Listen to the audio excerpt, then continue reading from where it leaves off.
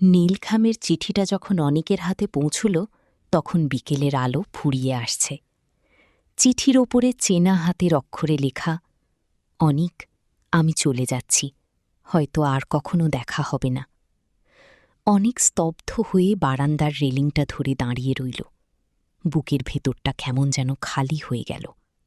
এই একটা মুহূর্তের জন্য সে হয়তো প্রস্তুত ছিল না, অথচ মনের কোণে কোথাও একটা আশঙ্কা ঠিকই ছিল। নীলা আর অনিকের বন্ধুত্বটা ছিল 4 বছরের।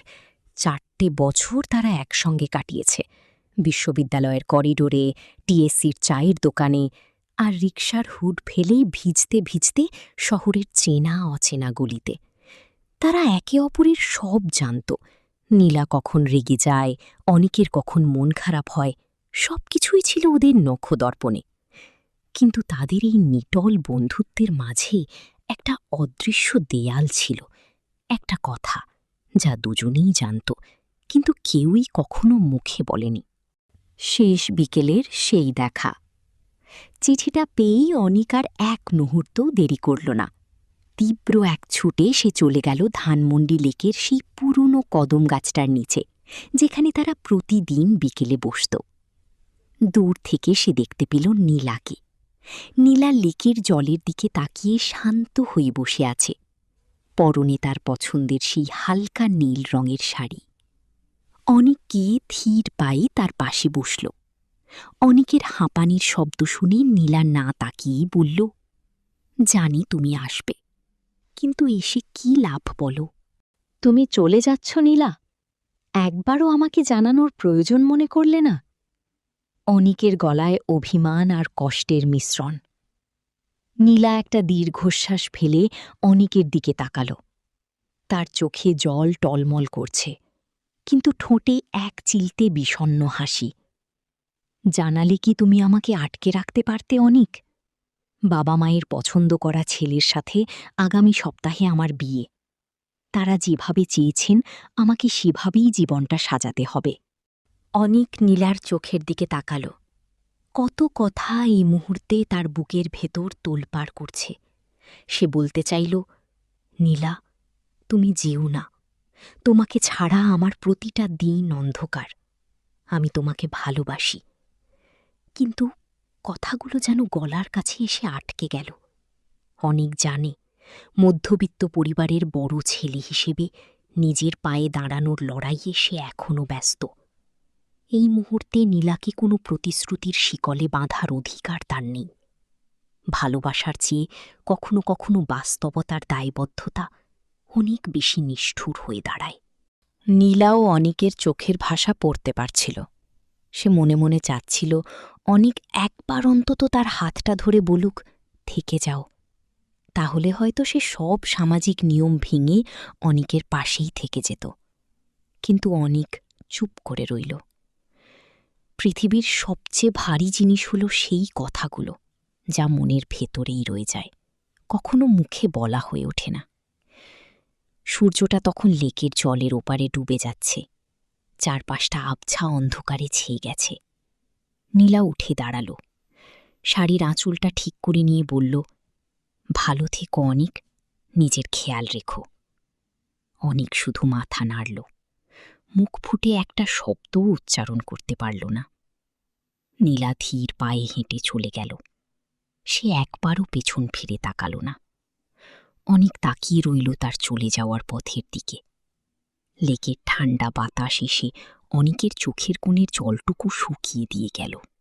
আজ 10 বছর কেটে গেছে। অনিক এখন প্রতিষ্ঠিত ব্যবসায়ী। তার জীবনে ব্যস্ততা আছে, সাফল্য আছে, কিন্তু একাকিত্বটাও আছে। একদিন পুরনো একটা ডায়েরি গোছাতে গিয়ে হুট করেই সেই নীল খামের চিঠিটা বেরিয়ে এলো। অনিক চিঠিটা হাতে নিয়ে জানালার পাশে গিয়ে দাঁড়াল। আজ আর তার বুকে কোনো হাহাকার নেই, আছে শুধু এক অদ্ভুত শান্তি। সে বুঝতে পেরেছে, সব ভালোবাসার পরিণতি এক ছাদের নিচে থাকা নয়। কিছু ভালোবাসা মনের গভীরে গোপন এক কোণে আজীবন বেঁচে থাকে, পবিত্র হয়ে, অমলিন হয়ে। যে কথা বলা হয়নি তার একটা অন্য পিঠও তো ছিল। নীলার জীবনের সেই অধ্যায়টা কেমন ছিল? সীমানার ওপারে নীলা, একই সময়ে এই শহর থেকে 1000 মাইল দূরে এক জনাকীর্ণ ড্রয়িং রুমে বসেছিল নীলা।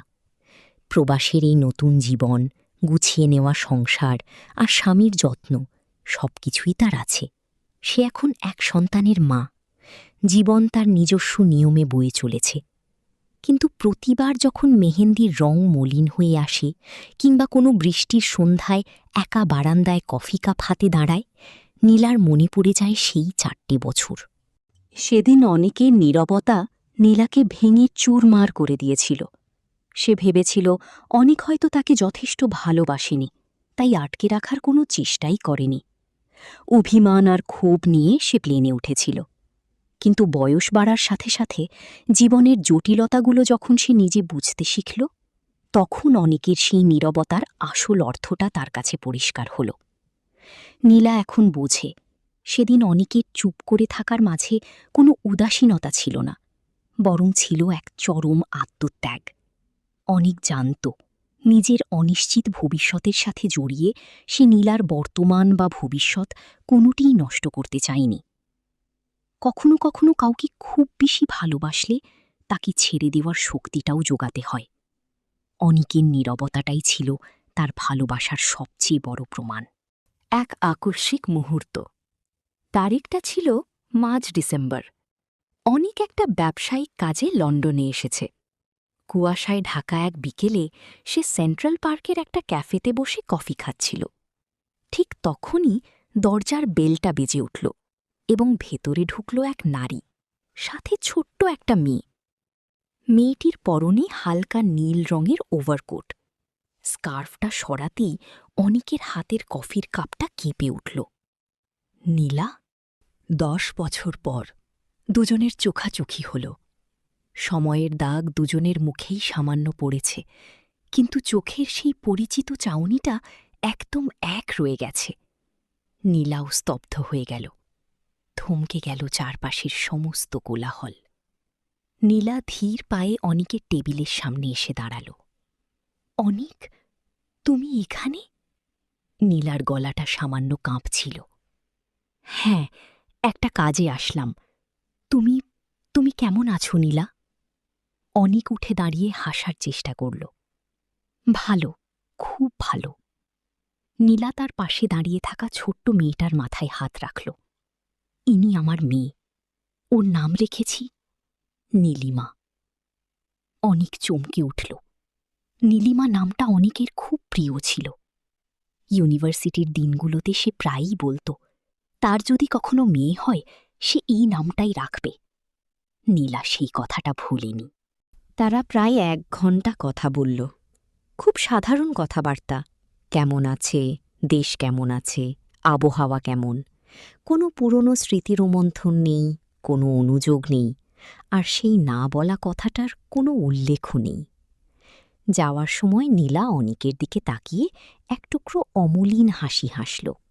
সেই হাসিতে আর কোনো বিষণ্ণতা ছিল না, ছিল এক পরম প্রাপ্তির আনন্দ। সে অনিকের হাতটা ধরে আলতো করে চাপ দিয়ে বলল, তুমি অনেক বড় হয়েছ অনিক। আমি দূর থেকেই তোমার সাফল্যের খবর পেতাম, খুব গর্ব হতো। অনিক শুধু বলল, ভালো থেকো।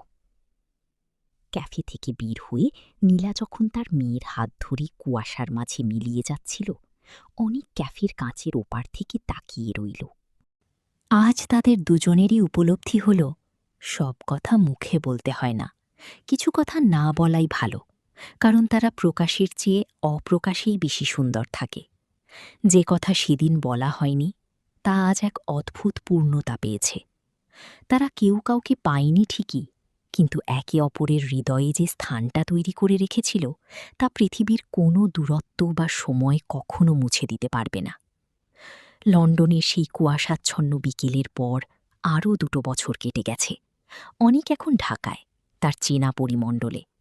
কিন্তু সেই আকস্মিক দেখা হওয়াটা অনিকের ভেতরের অনেক কিছু ওলটপালট করে দিয়ে গিয়েছিল। সে বুঝতে পেরেছিল, জীবন কখনো এক জায়গায় থমকে থাকে না, কিন্তু কিছু স্মৃতি জীবনের সমান্তরালে আজীবন হেঁটে চলে। অনিক এখন আর সেই ডায়েরির পাতায় আটকে থাকা বিষণ্ণ যুবকটি নয়, সে এখন জীবনের বাস্তবতাকে মেনে নিতে শিখেছে। একদিন অনিকের মা তার ঘরে এসে বসলেন। অনিকের চুলে পাক ধরেছে, চোখের কোণে জমেছে পরিপক্কতার ছাপ। মা নরম গলায় বললেন, অনিক, আর কতদিন একা থাকবি? এবার একটা সংসার কর। আমারও তো বয়স হচ্ছে, তোর পাশে কাউকে দেখে যেতে চাই। অনিক এবার আর মায়ের কথা উড়িয়ে দিল না। সে জানালার বাইরে তাকিয়ে এক মুহূর্ত ভাবল, নীলার প্রতি তার যে ভালোবাসা তা কোনোদিন কমবার নয়, কিন্তু সেই ভালোবাসার অজুহাতে নিজের জীবনকে স্থবির করে রাখাটাও তো এক ধরনের অন্যায়। নীলা যেমন নিজের জীবন গুছিয়ে নিয়েছে, অনিকেরও তো উচিত জীবনের বাকি পথটুকুতে কাউকে সঙ্গী করা। 6 মাস পর দুই পরিবারের দেখে শোনাতেই অনিকের বিয়ে হল তুলির সাথে। তুলি মেয়েটা শান্ত, বুদ্ধিমতী এবং ভীষণ গোছানো। অনিক তুলিকে শুরুতেই নিজের অতীতের কোনো গল্প বানিয়ে বলেনি, তবে তার নীরবতা আর স্বভাবের গভীরতা তুলি নিজের মন দিয়ে অনুধাবন করতে পেরেছিল। তুলি অনিকের অতীতকে খোঁজার চেষ্টা করেনি, বরং তার বর্তমানকে ভালোবাসায় ভরিয়ে দিয়েছিল। অনিক আবিষ্কার করল, ভালোবাসা শুধু এক রকমের হয় না। নীলার জন্য তার বুকে যে অনুভূতি ছিল তা যদি হয় তীব্র এক ঝড়ের মতো, তবে তুলির জন্য তার মনে যে শ্রদ্ধা ও মায়া তৈরি হল তা যেন এক শান্ত শীতল নদী। 20 বছর পর একটি চিঠির উত্তর। সময় তার নিজস্ব গতিতে চলল। দেখতে দেখতে আরও 20টি বছর পার হয়ে গেল। অনেক এখন মধ্যবয়সী, এক ছেলে আর এক মেয়ের বাবা। তার চুলে এখন রূপলি রঙের ছোঁয়া। ব্যবসা থেকে এখন সে কিছুটা অবসর নিয়েছে, বেশিরভাগ সময় কাটে বই পড়ে আর বাগানের যত্ন করে। হঠাৎ করেই একদিন অনিকের পুরনো ইমেইল আইডিতে একটা মেইল এলো। কোনো চেনা নাম ছিল না, শুধু একটা সাবজেক্ট লাইন, সেই কথাটি যা বলা হয়েছিল। অনিক কৌতূহল নিয়ে মেইলটা খুলল। মেইলটা ছিল নীলার। প্রিয় অনিক, আশা করি তুমি তোমার পরিবার নিয়ে খুব ভালো আছো। আজ অনেক বছর পর তোমাকে লিখছি। কোনো অধিকার খাটানোর জন্য নয়, শুধু একটা সত্যি স্বীকার করার জন্য। সেদিন ধানমন্ডি লেকের পাড়ে যখন তুমি চুপ করেছিলে, আমি খুব কেঁদেছিলাম। ভেবেছিলাম তুমি কাপুরুষ। কিন্তু আজ আমার মেয়ে নীলিমা যখন নিজের পছন্দে একজনকে বিয়ে করে সংসার পেতেছে, একজন মা হিসেবে আমি জীবনের গভীরতাটা বুঝতে পারছি। সেদিন যদি তুমি আমাকে আটকে রাখতে, তবে হয়তো আমরা আবেগে ভেসে যেতাম, কিন্তু বাস্তবতার কঠিন আঘাতে আমাদের সেই সুন্দর প্রেমটা হয়তো একসময় তিক্ততায় রূপ নিত। তুমি সেদিন চুপ থেকে আমাদের ভালোবাসার পবিত্রতা রক্ষা করেছিলে। তুমি আমাকে আমার পরিবারের কাছে ছোট হতে দাওনি, আবার নিজের দায়িত্ব থেকেও মুখ ফিরিয়ে নাওনি। আজ আমি বুঝতে পারি, যে কথা বলা হয়নি তার চেয়ে সুন্দর কোনো কথা হতেই পারে না। আমাদের গল্পটা পূর্ণতা পায়নি ঠিকই, কিন্তু তা কখনো মলিনও হয়নি। ভালো থেকো অনিক। ইতি, নীলা। মেলটা পড়ে অনিক ডেস্কে বসল। তার চোখের কোণটা অলক্ষেই ভিজে উঠল। তবে সেই কান্নায় কোনো কষ্ট ছিল না, ছিল এক পরম স্বস্তি। দীর্ঘ 2 দশক পর মনের ভেতরের শেষ পাথরটাও যেন নেমে গেল। ঠিক তখনই তুলি 1 কাপ চা নিয়ে ঘরে ঢুকল। অনিকের ভেজা চোখ দেখে সে কোনো প্রশ্ন করল না, শুধু চায়ের কাপটা টেবিলে রেখে অনিকের কাঁধে হাত রাখল। সেই স্পর্শে ছিল এক অদ্ভুত ভরসা। অনিক তুলির হাতের ওপর নিজের হাতটা রাখল। সে ল্যাপটপের স্ক্রিনটা বন্ধ করে দিল। নীলার ইমেলের কোনো উত্তর সে লিখল না, কারণ কিছু উত্তরের চেয়ে নীরবতাই বেশি সুন্দর। জানালার বাইরে তখন টুপটুপ করে বৃষ্টি পড়ছে। অনিক তুলির দিকে তাকিয়ে হাসল। আজ সে মনে মনে ভাবল, সব গল্পে নায়ক নায়িকার মিলন হতে হয় না। কিছু গল্প অসমাপ্ত থাকার কারণেই অমর হয়ে যায়। যে কথা বলা হয়নি তা চিরকালই থেকে গেল এক সুন্দর নীরবতার চাদরে ঢাকা, পবিত্র, সুন্দর এবং চিরন্তন।